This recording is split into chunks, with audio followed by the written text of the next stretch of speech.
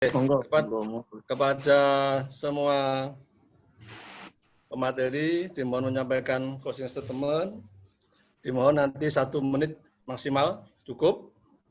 Berarti langsung kami berikan kepada Bapak Andreas. Persilakan. Ya, saya hanya mengucapkan terima kasih, sukses untuk Agama Cinta. Saya senang bisa bergabung dan berbagi di sini. Terima kasih, sampai bertemu. Ya, amin. Terima kasih. Sampai ketemu lagi. Berikutnya, kami persilakan Bapak Nyoman. Terima kasih. Saya memberikan closing statement saya. Kita harus optimis, tetapi harus dibarengin dengan disiplin yang kuat. Mari kita ajak bersama diri kita, lingkungan kita, keluarga kita untuk mematuhi protokol kesehatan, dan jangan diberikan peluang sedikit pun terhadap ketidakdisiplinan. Pasti akan sukses. Terima kasih.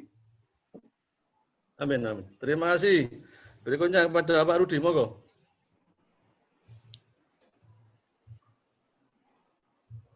Bapak Rudi, monggo. Persilakan. Ya, terima kasih. Ya, marilah kita bersama-sama kita buktikan cinta kita kepada Indonesia dengan mencintai dan menjaga agar setiap hembusan napas tetap terjaga keluar masuk dari hidung setiap insan Indonesia dengan berpikir terang, berhati bening, bersih, dan tulus berjuang bersama-sama melawan COVID-19 ini. Terima kasih. Ya, terima kasih kembali. Untuk berikutnya kepada Romo Asun, saya persilahkan. Baik, terima kasih. Marilah kita semua bersama-sama yakin dan percaya bahwasanya pandemi COVID-19 ini pasti berlalu dan kita pasti menjadi pemenangnya. Terima kasih kepada Gus Soleh dan barisan pencinta Pancasila yang menggagas acara ini. Kita juga semua punya keyakinan yang sama. Semoga kita bangsa Indonesia maju dan sukses. Terima kasih. Terima kasih Romo Asun. Dan untuk selanjutnya, untuk closing terakhir dan mungkin sampai juga menyampaikan doa penutup maksud saya. Pak Moderator. Ya.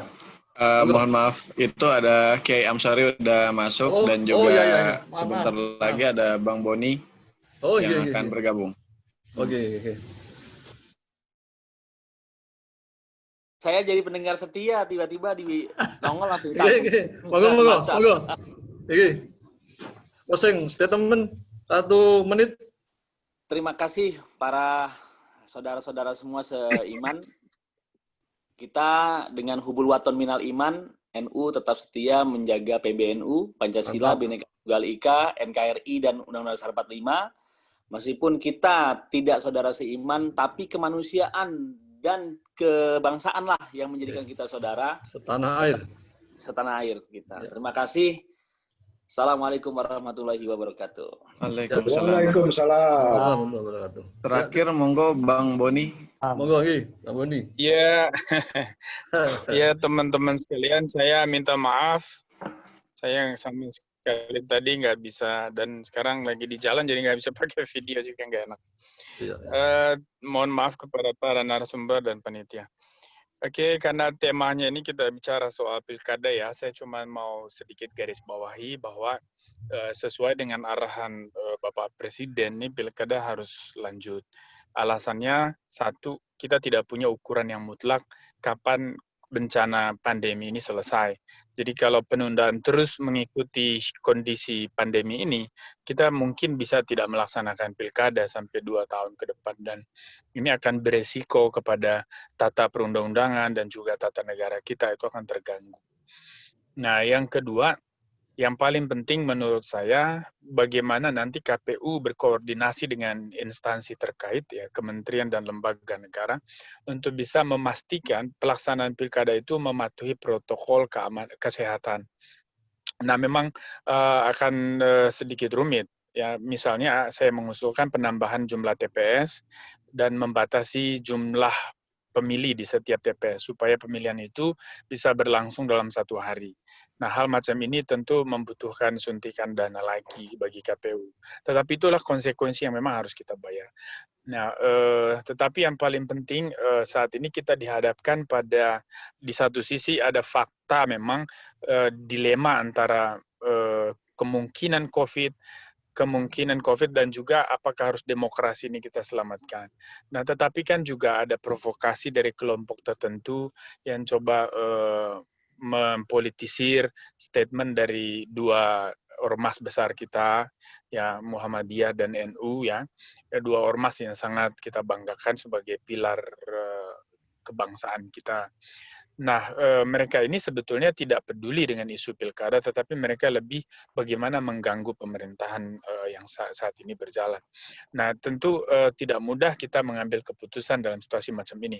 Kalau saya sendiri melihat beberapa data saja, misalnya dari stringency index, indeks keketatan kebijakan yang diukur Juli 2020 terhadap beberapa negara yang melaksanakan pemilu di tengah COVID,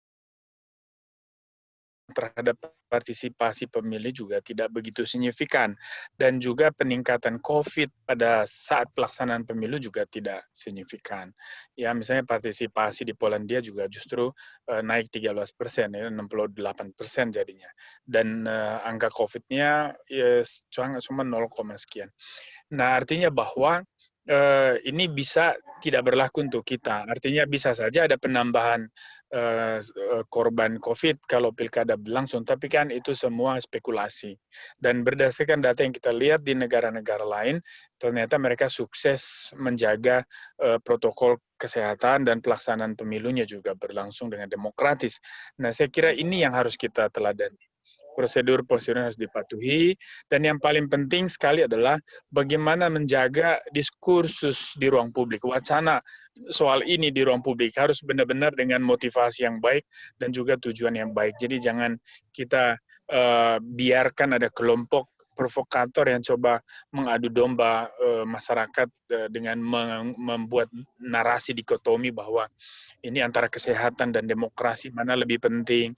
Saya kira demokrasi itu termasuk bicara soal kesehatan masyarakat. Kita tidak bisa memisahkan itu.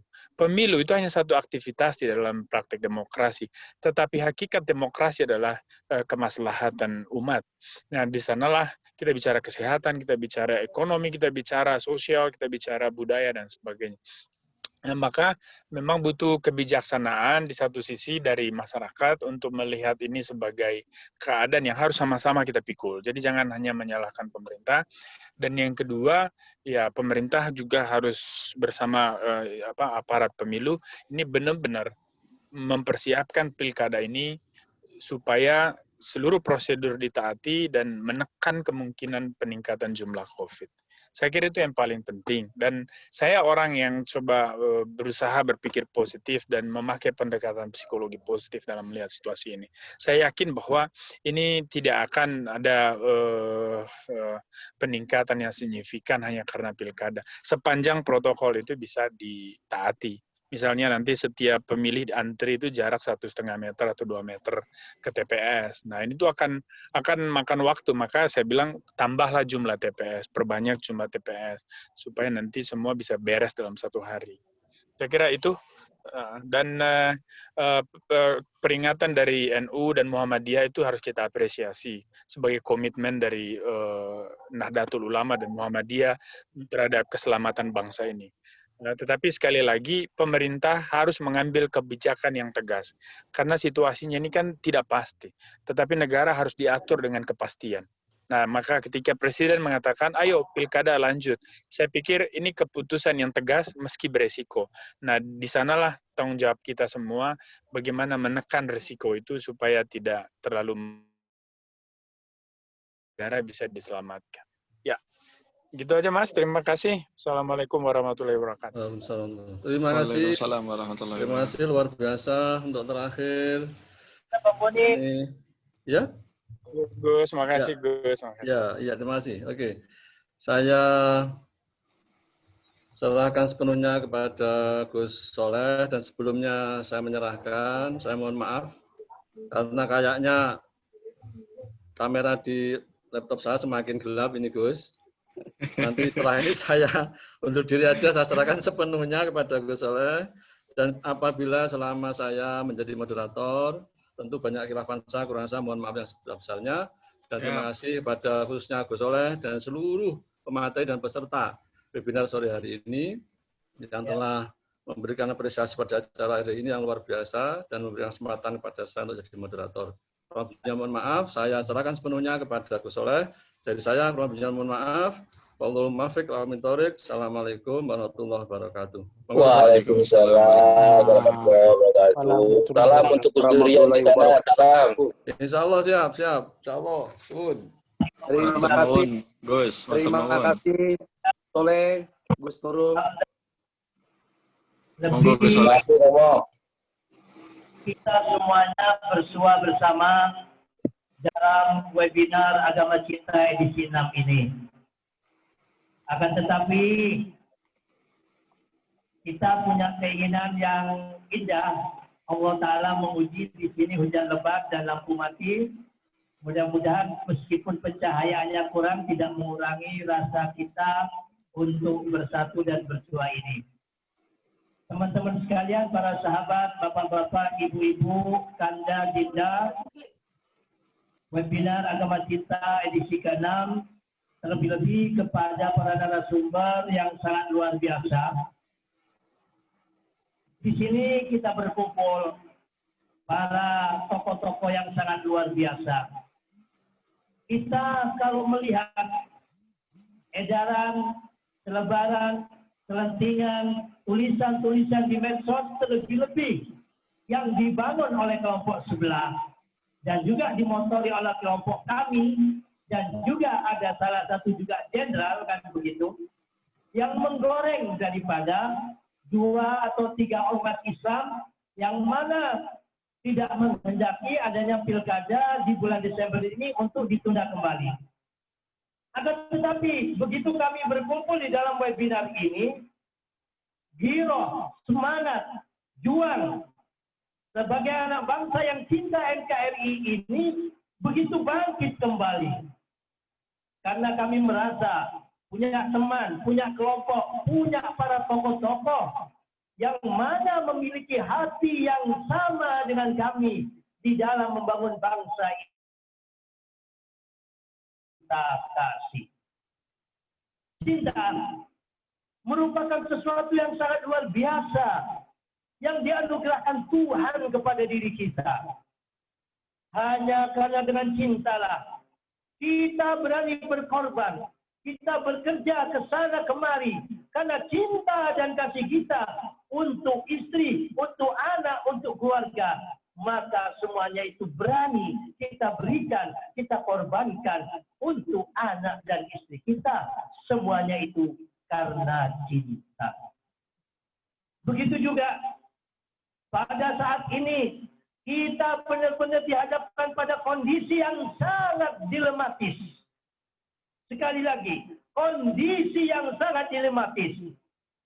Di mana agenda negara, yaitu pelaksanaan pilkada serentak yang sudah dianggarkan, yang sudah diundur. Dan diundur ini mengalami masalah lagi, yaitu naiknya pandemi atau kurva pandemi COVID-19 ini. Pro kontra timbul di sana sini, ya, sehingga apa yang menjadi pro kontra ini baik dari kelompok pemerintahan Presiden Jokowi atau para relawan, apalagi dari kelompok sebelah. Apa yang ada pada kelompok-kelompoknya Pak Jokowi ini digoreng oleh mereka untuk menciptakan suasana keruh dan kegaduhan. Alhamdulillah, meskipun di dalam dilema kami berterima kasih kepada pemerintahan Presiden Jokowi yang segera memutuskan, ya, sekali lagi, yang segera memutuskan tentang pelaksanaan pilkada ini untuk tanggal 9 Desember ditetapkan untuk tidak ditunda lagi. Sebab apabila penetapan ini diulur dan terus diulur akan menjadikan suatu bentuk gorengan kericuan di media sosial yang akhirnya berunjuk bukan hanya di media sosial, justru ke akar rumput. kita sebagai komunitas agama cinta, yang mana cinta kita jadikan tolak ukur di dalam kita berkehidupan, berbangsa, bernegara, dan bermasyarakat. Apa yang menjadi ketidakenaan, ketidakpuasan, kegalauan, kedilimaan kita, apa yang telah diputuskan oleh Presiden atau pemerintahan Presiden Jokowi melalui KPU ini, dengan cinta inilah kita terima dengan kasih. Dengan cinta inilah kita terima dengan legowo. Dengan cinta inilah kita berpikir bagaimana meskipun saat pandemi yang masih naik begini, agar pelaksanaan pilkada dapat berjalan dengan baik, dapat berjalan dengan sukses, dapat berjalan dengan aman, dapat berjalan dengan jujur dan adil, dan yang utama adalah menekan seminim mungkin agar tidak terjadinya penularan COVID-19 yang kurvanya tinggi. Dan terus terang kami terima kasih kepada para narasumber yang sangat luar biasa, kepada para tokoh-tokoh lintas agama yang tidak bisa saya sebutkan satu persatu tadi. Pemikiran, pemasukan, motivasi sangat luar biasa. Ya, mari kita tetap terus bergandeng tangan. Apa yang telah menjadi keputusan pemerintah, mari sama-sama kita dukung, ya. Karena pemerintah juga memikirkan baik itu kemaslahatan daripada politik dan juga kemaslahatan daripada kelangsungan kehidupan berbangsa dan bernegara di Indonesia ini. Apabila yang terakhir ada gorengan, ya, atau ada isu-isu yang miring tentang pilkada ini, cukup sampai pada diri Anda saja. Tidak usah di-share lagi, ya, agar tidak menimbulkan suasana menjadi keruh. Ya, jadilah kita bangsa yang optimis. Jadilah kita yang bangsa bersatu. Jadilah kita bangsa yang mematuhi daripada apa yang telah menjadi keputusan pemimpin kita. Meskipun itu tidak mudah, akan tetapi dengan keikhlasan, keridhaan, serta cinta kasih kita kepada bangsa, maka yang terbaiklah yang akan diberikan oleh Tuhan kepada bangsa dan negara kita Indonesia. Akhirnya, hanya kepada Tuhan jualah kita berdoa dan memohon. Semoga apa yang telah menjadi keputusan pemerintahan Presiden Jokowi melalui KPU, melalui Mendagri, melalui KPP, dan melalui Komisi 2 DPR, yang mana telah memutuskan bahwa pelaksanaan pilkada tanggal 9 Desember tidak ditunda ataupun dilangsungkan. Mari kita sama-sama doakan mudah-mudahan dapat berjalan dengan baik, lancar, tanpa adanya penularan COVID yang berarti. Ila hadiniah mali yang beragama Islam berdoa sama Gus, yang beragama lain berdoa sesuai dengan keyakinannya. Ila hadiniah wa binatin solehah ya Allah. Ya Allah, mudah-mudahan pelaksanaan pilkada tanggal 9 Desember dapat berlangsung dengan baik, aman, lancar, tanpa adanya penularan COVID-19 yang berarti pada bangsa dan negeri ini, ya Allah. Al-Fatihah. A'udzubillahi minasyaitonir rajim. Bismillahirrahmanirrahim. Alhamdulillahirabbil alamin. Arrahmanir rahim. Maliki yaumiddin. Iyyaka na'budu wa iyyaka nasta'in. Ihdinas siratal mustaqim. Siratal ladzina an'amta 'alaihim ghairil maghdubi 'alaihim waladdallin. Amin. Terima kasih. Ada gading yang tak retak, ada manusia yang tiada punya salah dan hilaf. Kalau ada kebenaran dan kelebihan daripada acara webinar Lintas Iman pada edisi Agama Cinta ke-6 ini, ada kelebihannya, semata-mata itu adalah campur tangan Tuhan. Apabila ada kekurangan ataupun kehilafannya, tiada lain, tiada bukan dari kami sendiri, beserta para panitia sebagai hamba Tuhan yang lemah dan dhaif ini. Kalau ada sumur di ladang, bolehlah kita menumpang mandi. Kalau ada umur yang panjang, bolehlah kita bertemu di hari Sabtu kembali pada edisi Agama Cinta yang ke-7. Billahi taufiq wal hidayah, wal ridha wal inayah, wallahu muwaffiq ila aqwamit thariq. Waalaikumsalam warahmatullahi wabarakatuh. Terima kasih. Ya, Gus dan semuanya izin ya, Ani dari Batam live dulu, ada meeting next-nya. Assalamualaikum. Salam, terima kasih. Salam untuk semua yang di Batam. Saya ucapkan terima kasih kepada seluruh narasumber, keynote speaker, dan juga para peserta yang sudah mengikuti webinar lintas agama dan agama cinta edisi ke-6 kali ini. Sebelumnya, saya memohon maaf apabila ada salah-salah kata maupun ada kesalahan teknis lainnya sehingga mengganggu jalannya webinar kita pada siang hari ini sampai sore hari ini. Untuk kemudian acara ini telah direkam dan akan kita upload ke YouTube. Jangan lupa untuk terus mendukung webinar Agama Cinta dengan klik like dan juga subscribe dari channel YouTube yang nanti akan kita share.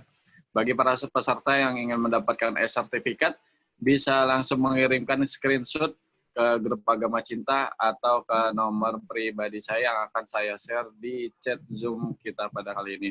Terima kasih. Wallahul muwaffiq ila aqwamit thoriq. Assalamualaikum warahmatullahi wabarakatuh. Waalaikumsalam warahmatullahi wabarakatuh. Terima kasih. Sukses terus.